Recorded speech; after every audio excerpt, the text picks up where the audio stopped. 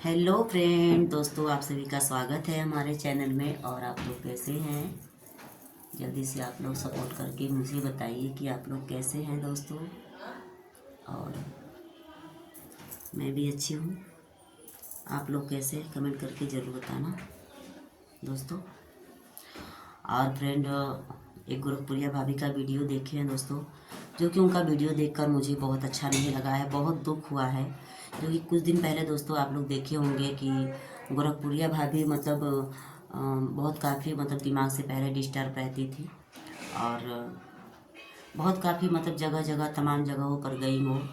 और वहाँ जाने के बाद उनको कुछ आराम मिला। फिर उसके बाद मतलब बहुत जैसे होते हैं ना, सब ओझा सोखा के पास गई वो। और फिर उसके बाद थोड़ा सा आराम मिला तो ऐसा लगा कि हाँ अच्छा है। मगर दोस्तों ये सब क्या हो रहा है, बहुत सारे लोग ऐसे यूट्यूबर भी हैं कि ऐसा हो रहा है। मगर क्या बताएं दोस्तों, इंसान सुख तो बहुत कम देखने को मिल रहा है, मगर दुख बहुत काफ़ी है। मगर एक चीज़ और देखा जा रहा है दोस्तों कि जो लोग परेशान है ना, तो भगवान उनको भी परेशान ही कर रहा है। पता नहीं ऊपर वाले का क्या खेल है, कुछ समझ में नहीं आ रहा है दोस्तों। तो आप लोग भगवान से विनती प्रार्थना कीजिए कि आने वाला समय अच्छा हो। और ये जो दुख का जो समय है दोस्तों, तो खैर कोई बात नहीं दोस्तों, सुख और दुख तो दोनों भाई है, इसका कोई वो नहीं है।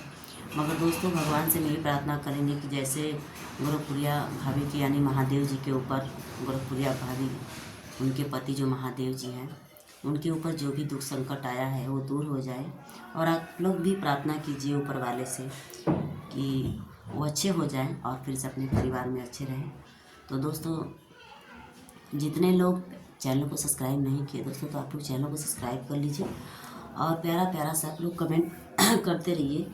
और प्यारा प्यारा सा आप लोग कमेंट करके आप लोग बताइए कि आप लोग को हमारा वीडियो दोस्तों कैसा लगता है, ठीक है।